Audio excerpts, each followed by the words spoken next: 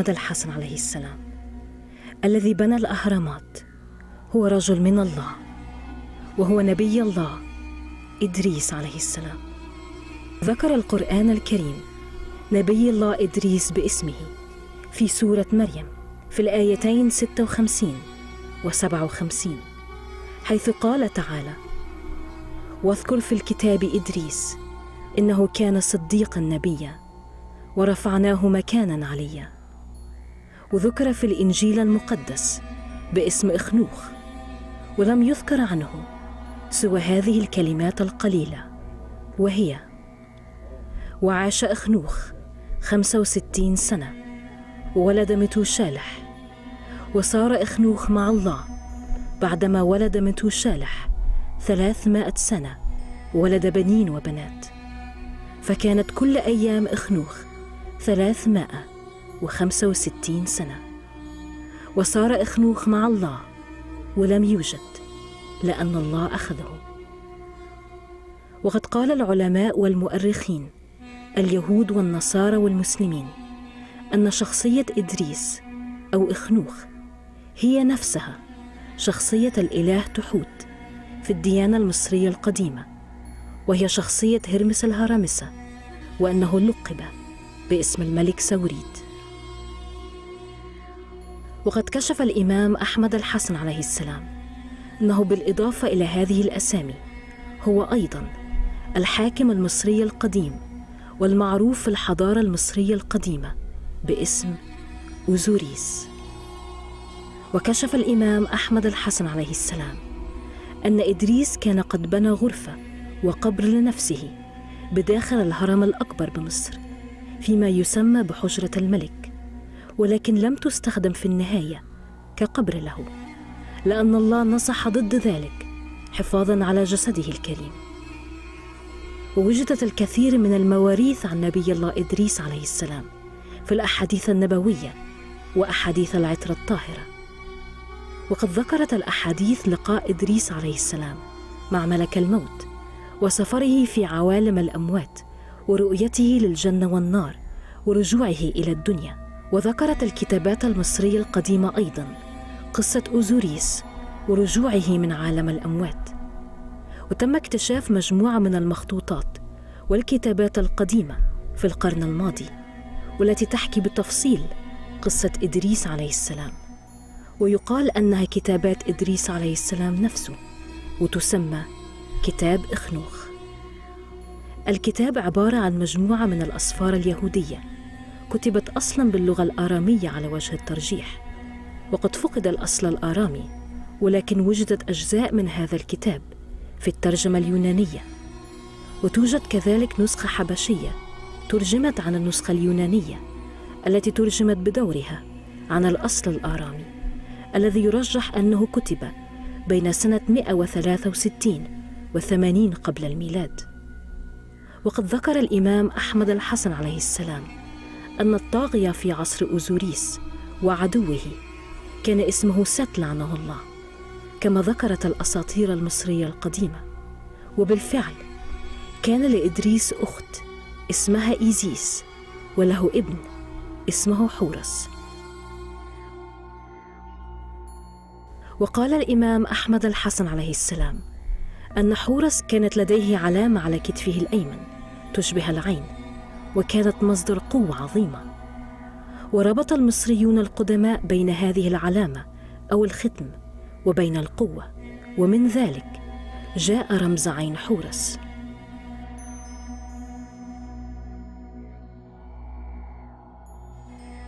وقد كشف الإمام أحمد الحسن عليه السلام أن إدريس قد رجع في هذا الزمان، وقد كر باسم أبا الصادق عبد الله هاشم، وهو المهدي الثاني، وهو صاحب مصر المذكور في روايات محمد وآل محمد عليهم السلام، وهو ابن ووصي ووزير قائم آل محمد الإمام أحمد الحسن عليه السلام.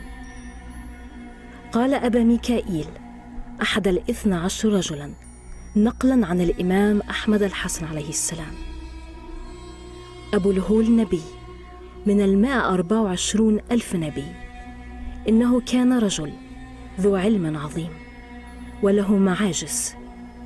اسمه هو النبي عاميد عليه السلام. أنصار النبي عاميد عليه السلام بنو أبو الهول، وهذا الوجه هو وجه النبي عاميد عليه السلام.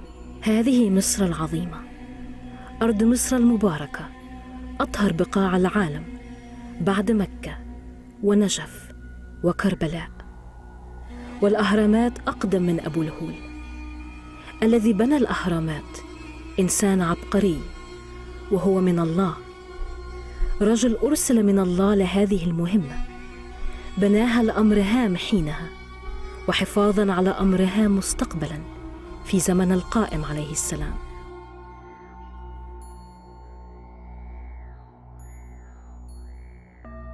الطاقة التي تجلبها تمنع الزلازل في أرض مصر، ولها كثير من الفوائد.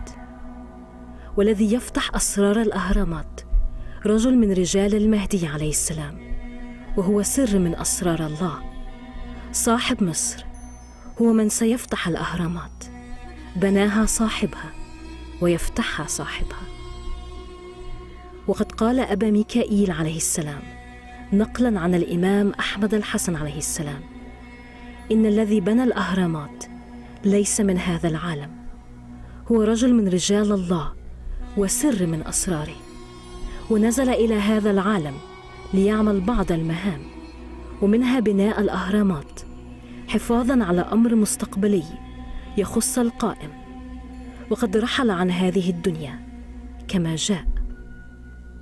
وقد رفع إدريس ورحل عن هذا العالم في يوم 27 من الشهر 7 شهر يوليو، ووعد بأن يرجع، وقد رجع في هذا الزمان في يوم 27 يوليو. إن الأهرامات تضم قبور 6 أنبياء من 124 ألف نبي. فيها فتحة إن وضعت أي شيء بها يعود إلى أصله الأول. إن وضعت دجاجة مثلا حية في داخلها سوف تعود بيضة. إن وضعت إنسان له طرف مبتور أو مقطوع سوف يعود إلى ما كان عليه قبل هذه الإعاقة. المريض يشفى والعجوز يعود شابا. وهناك كنز عظيم وكبير جدا في مصر يجعلها تفيض على جيرانها خيرا منهم.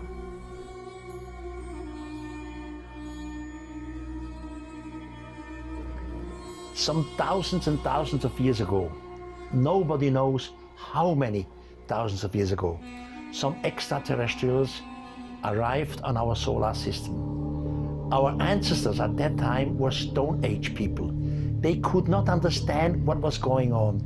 And as a mistake, they believed that these extraterrestrials are some gods. We all know there are no gods. There's only one God, Allah. The rest we don't, it's all misunderstanding, misinterpreting. So our forefathers believed that these extraterrestrials were gods. So the gods, the so-called gods, entered into mythologies, into the legends, sometimes even parts of the old religion. And one of these extraterrestrials' name was Enoch. Now Enoch is the same figure which in Egyptian tradition is called Saurit, and in Greek tradition is called Hermes. Now, in old Egyptian tradition, there is one writer, Ibrahim Abdul al-Makrisi, who has written in his book Hittat that the Great Pyramid was not constructed by Cheops. The Great Pyramid was constructed by a pharaoh with the name of Saurit. And then he said, Saurit is the same which the Hebrew calls Enoch.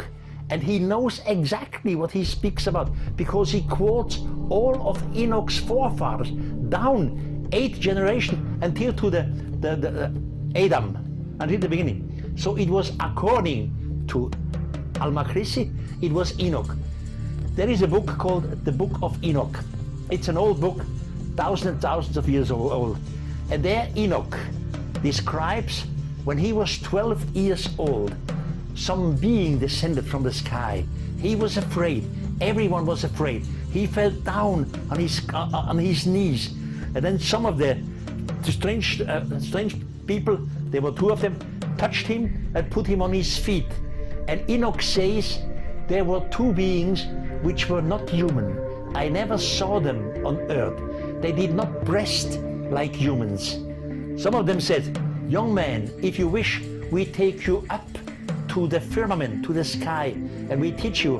And the humans wish to go there. So they go up to the firmament, in reality to a spaceship, to a gigantic spaceship. Enoch learns the language of the strangers. He's there for many, many years. Later he descends on the planet Earth and comes back and go and back, etc. And they teach him also in astronomy, they teach him also in engineering. And he had the knowledge of constructing a pyramid because the teachers were the extraterrestrials. There's also a man teacher, his name is Imam Ahmed al-Hassan, and he says the same as what you're saying, and that's why it was so interesting. He makes a connection with Enoch and Osiris, and he says that the one who will open the pyramid again would be Osiris or Enoch, reincarnated. So I don't know if you heard something like that, or if the ancient Egyptians believed in reincarnation, maybe.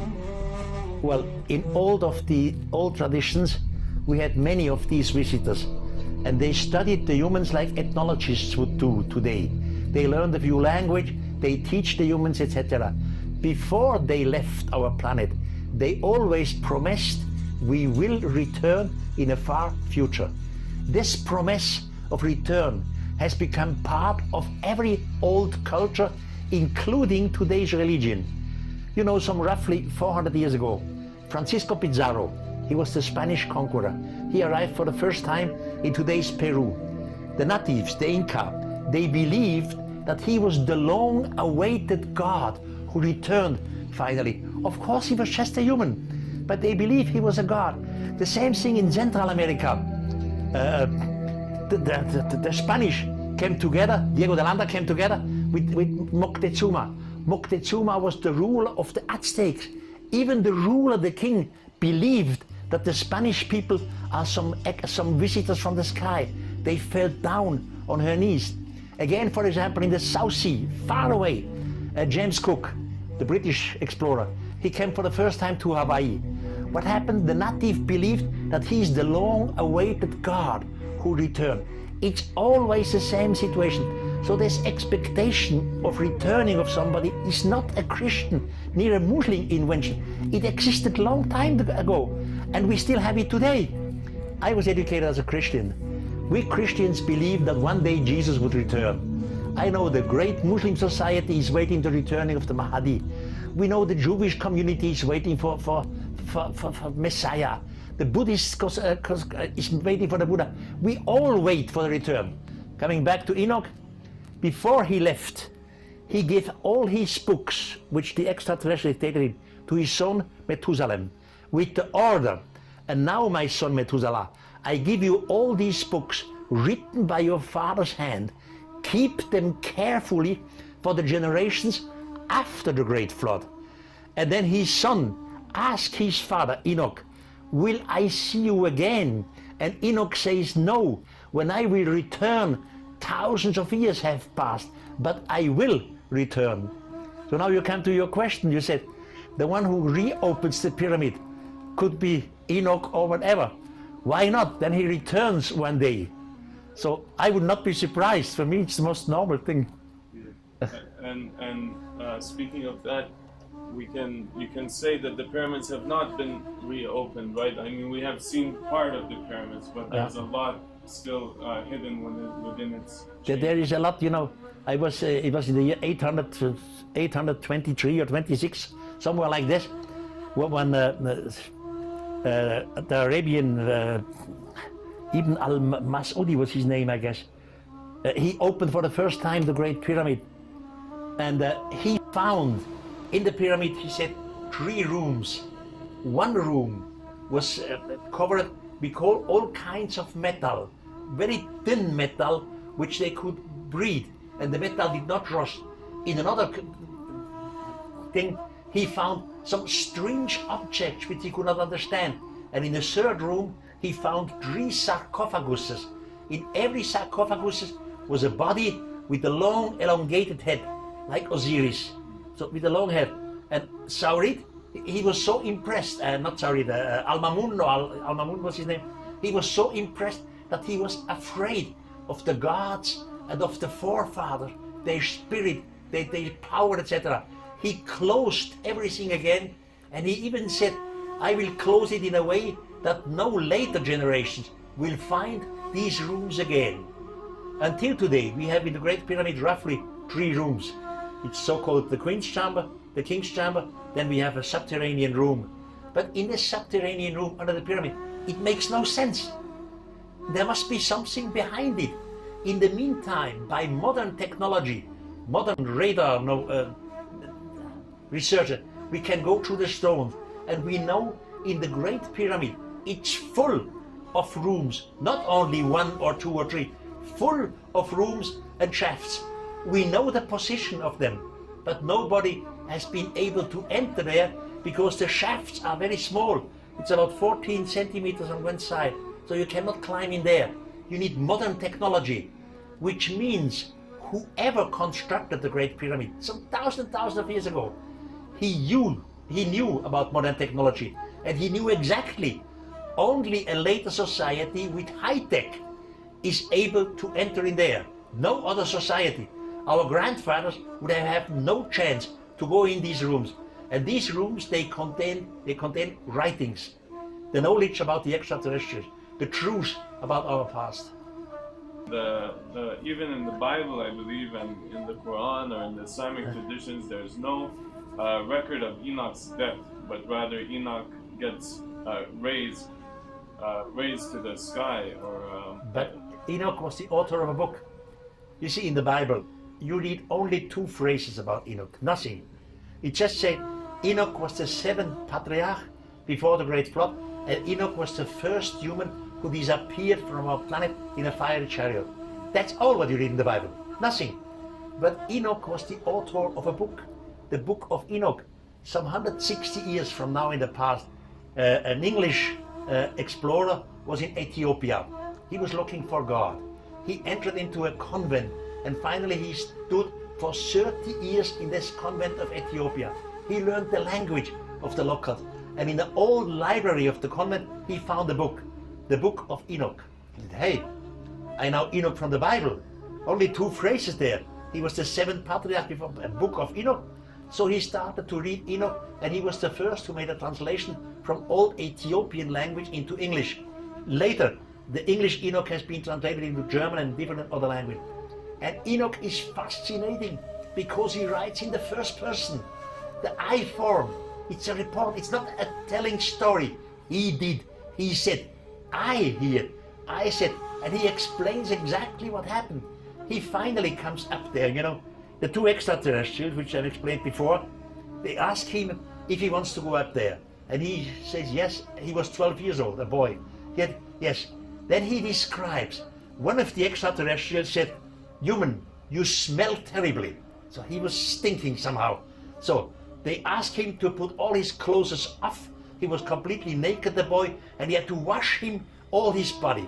And then they give him a cream, and they order him to put all this cream over his body. And Enoch make this all over his body, and he smells on his skin. And he, hey, I smelled like one of them. It smelled sweet. Then one of the others give him a suit, a similar suit which they were on. Enoch doesn't know how to put this suit on. The extraterrestrial is explaining. And Enoch, the boy, when he has his suit, he looks like on himself, and he says, I look like one of them. Now he is in the same suit which they have. Then they go up. Enoch does not understand a word. He knows nothing about spaceship. They believe he went up to heaven. It was not heaven. It was simply the orbit. Up there, over the earth. Enoch says, but I wish to fall downward to the planet. Why downward?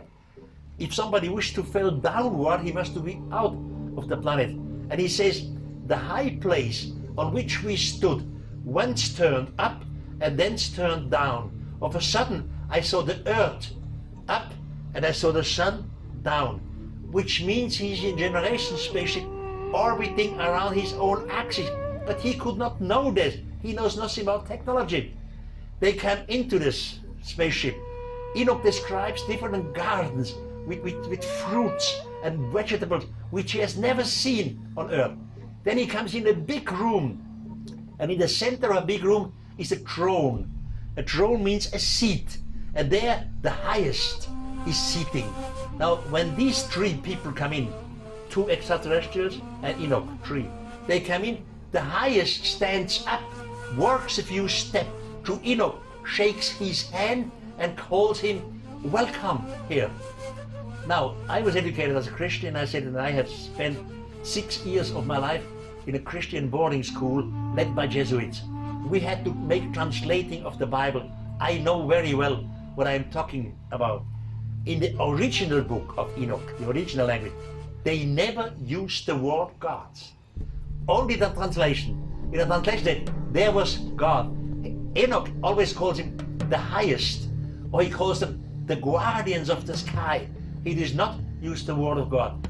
Now 200 years ago, now 160 years ago, when the first time Enoch was translated from Ethiopia to English, the translators there were brilliant people. It was never a conspiracy. These brilliant professors, they made wonderful translations, but they were living in a different time. For their time, 160 years in the back, there was no spaceship, there was no space travel. So they believed that Enoch was taken into the heaven before the great God, that this was just raising up in the heaven, which is a misunderstanding. It was not heaven, it was space. You know, Enoch, before he goes up, the two says, humans, you stink. He has to wash himself. Then they disinfected him with this cream. Then they put him in his spaceship. Then they go up. Now he comes to garden, which he sees fruits and plants and trees which never seen on earth, because he's just up there in another world. Then he comes into the great room with the throne, and there is the highest sitting, not God, the highest, and the highest standing up. I myself, I am a deep believer in God. I am one of these figures who pray every evening.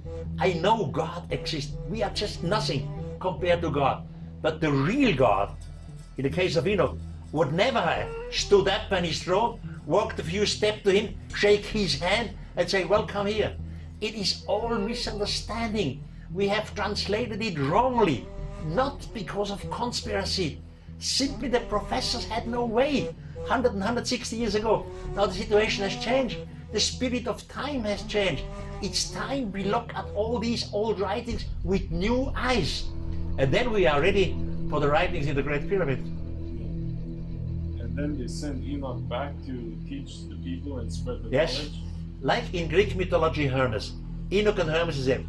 He always come back to the humans. He always come back and he teach the humans in several belongings, in astronomy, in engineering, etc. And as you mentioned in the beginning, the pharaohs at that time, they knew, and they knew it from Enoch, that a flood would come. They knew it in advance, so they were afraid that all their knowledge would be destroyed. It's all gone by the great flood. That's why they decided to construct a building which would survive the great flood.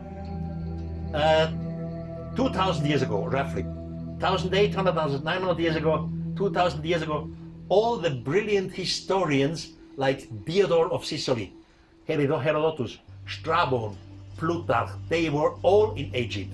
They were all standing before the Great Pyramid, and they all asked the locals, the Egyptians, who made this building?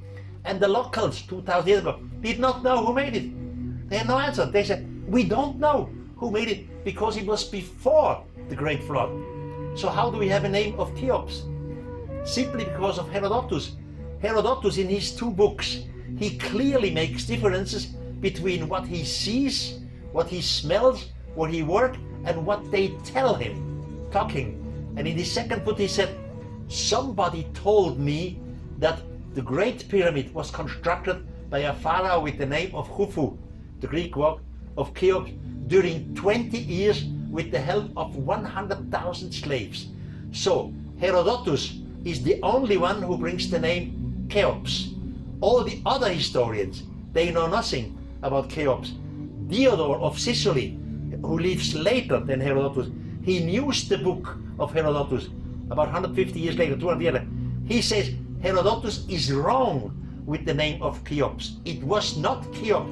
They don't know who it was because it was before the Great Flood.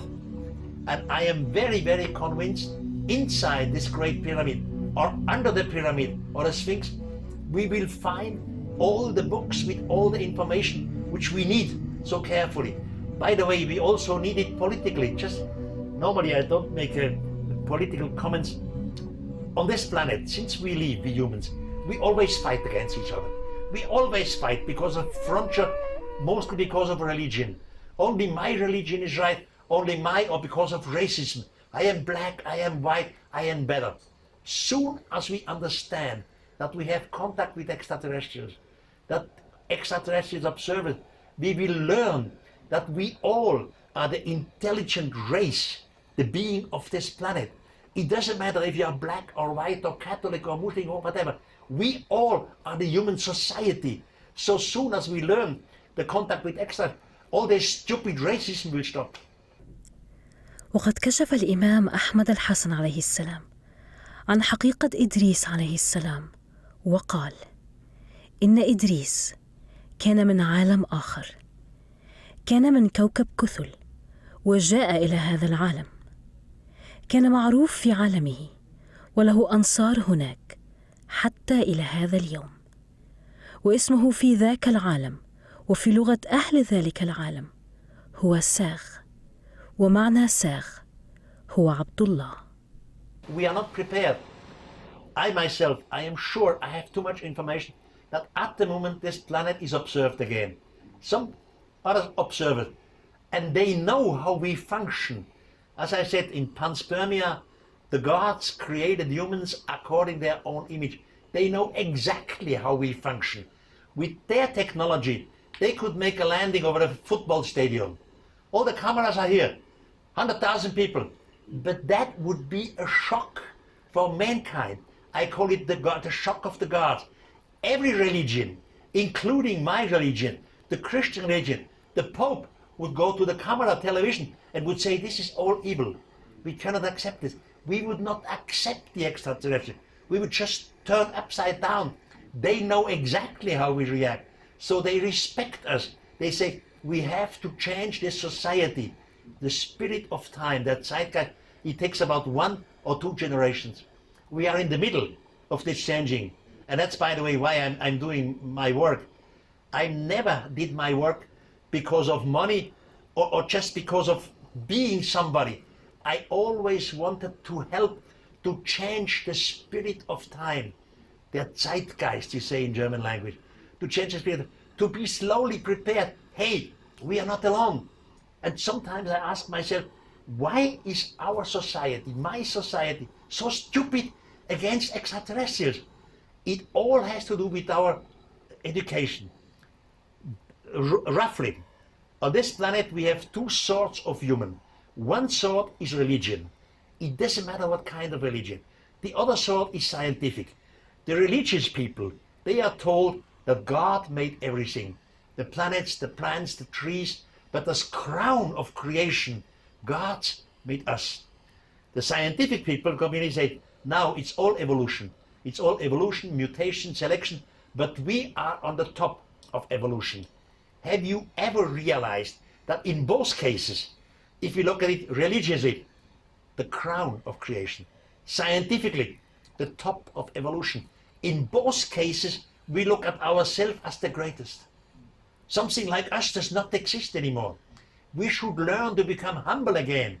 We are not the greatest in this universe.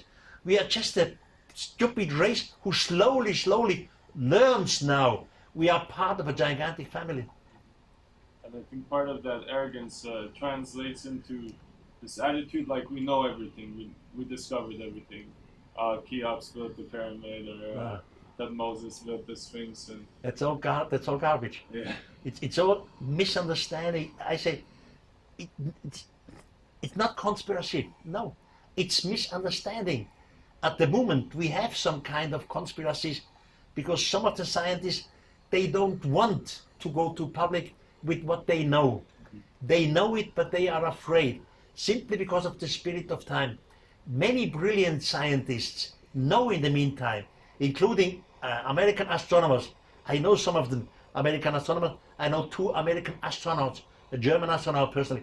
They know that there are UFOs out there, but because of the spirit of time, they don't go to public. When I have discussion with some brilliant people, then we shake hands with Eric. Okay, this is just between us. Don't go to public. And I don't go to public because we respect the meaning of every other. We don't want to hurt them, to blame them.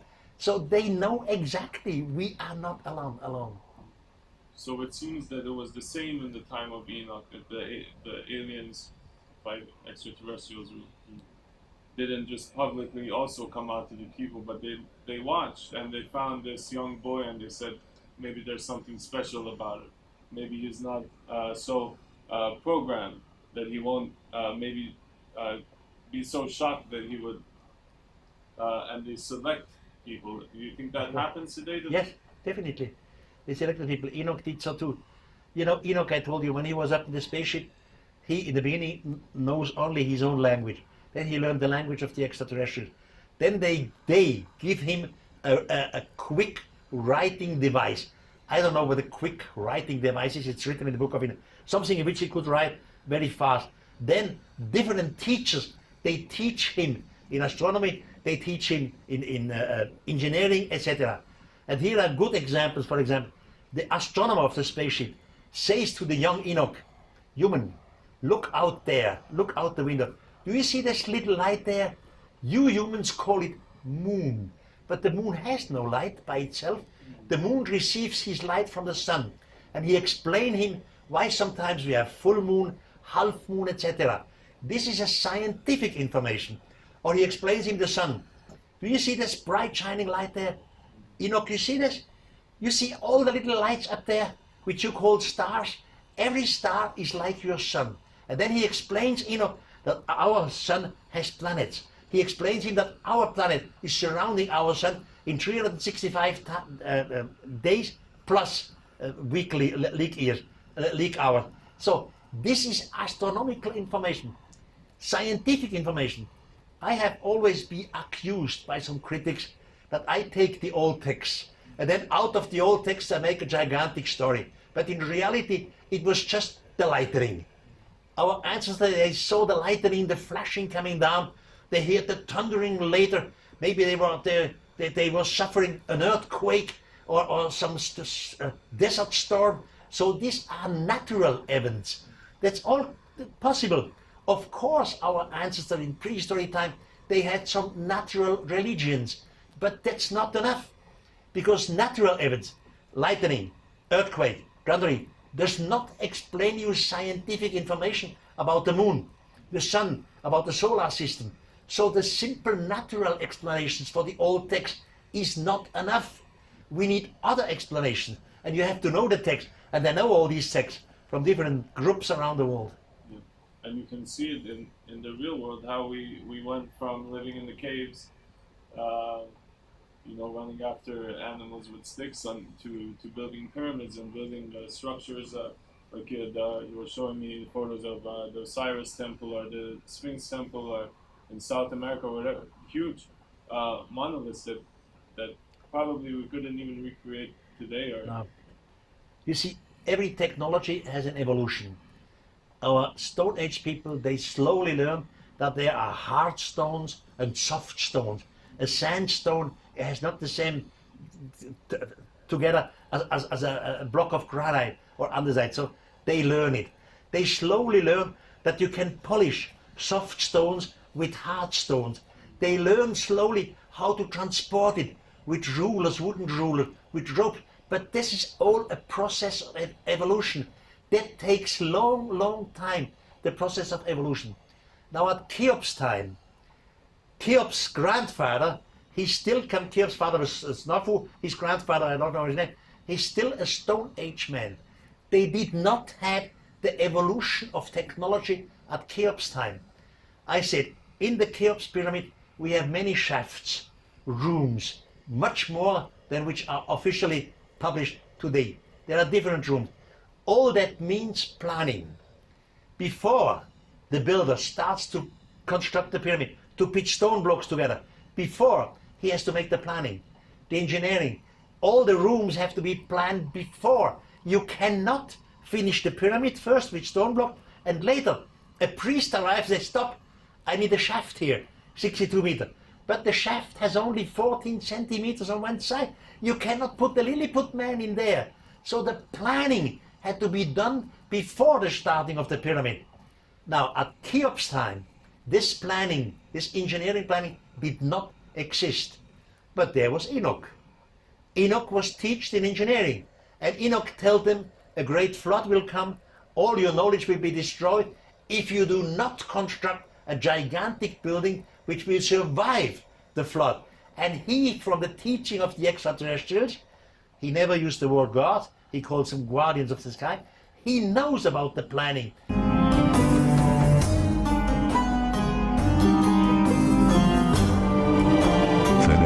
3974 أخبرني أبو سعيد أحمد بن محمد الأحمسي بالكوفة قال حدثنا الحسين بن حميد بن الربيع قال حدثنا مروان بن جعفر السمري قال حدثنا حميد بن معاذ اليشكري قال حدثنا مدرك بن عبد الرحمن العنزي قال حدثنا الحسين بن ذكوان عن الحسن البصري عن سمرة بن جندب قال ثم كان نبي الله إدريس رجلا أبيض طويلا ضخم البطن عريض الصدر قليل شعر الجسد كبير شعر الرأس وكانت إحدى عينيه أعظم من الأخرى وكانت في صدره 3 بياض من غير البرص بياض يصيب الجلد فلما رأى الله من أهل الأرض ما رأى من الجور البغي والظلم والميل عن الحق واعتدائهم في أمر الله رفعه الله إلى السماء السادسة فهو حيث يقول واذكر في الكتاب إدريس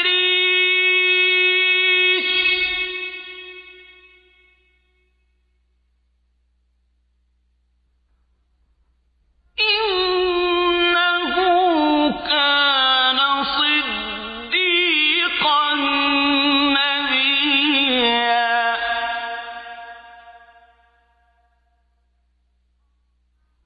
ورفعناه مكانا عليا. There's one interesting also tradition in the Islamic traditions that talks about Enoch and describes him, and it says he has a great big belly and wide thighs, and he has 3 points on his stomach. And for me, it's an obvious reference to the Orion's belt. Is Orion also in the ancient Egyptian, or was Osiris? Yeah, of course. I mean, the oldest Egyptian god is Osiris. But Osiris is the same thing as Orion. Then the wife of Osiris was Isis. But Isis is the same thing as Sirius. So it's all related to the star. Now, you have pyramid texts, many pyramid texts. And these pyramid texts were always translated in the wrong way. They translated in a spiritual way, that the pharaoh, after he's dead, he had the wish to fly up there. But some of the pyramid texts, and I could quote you exactly the one, they clearly say, "Oh God, oh Lord, I was able to travel with you in your ship. We were moving." Some of the pharaohs in the pyramid text clearly say they were traveling in a spaceship with their so-called God. They call Orion, "I was traveling with you." It's not just fantasy, this pyramid text, not just translating of a wish after the dead. It was reality. So Orion is coming from the star of now Orion, Osiris, Orion, and the 3 pyramid, according to Mr. Boval, Robert Boval, he's a brilliant man and I know him very well. He clearly proved that the 3 pyramids are in the same position as the star belt of Orion. Of course, only in certain dates of the planets. Yeah. Do you think maybe this is kind of also Enoch giving a clue as to where his journey was? Definitely, yes. We always have these clues in there.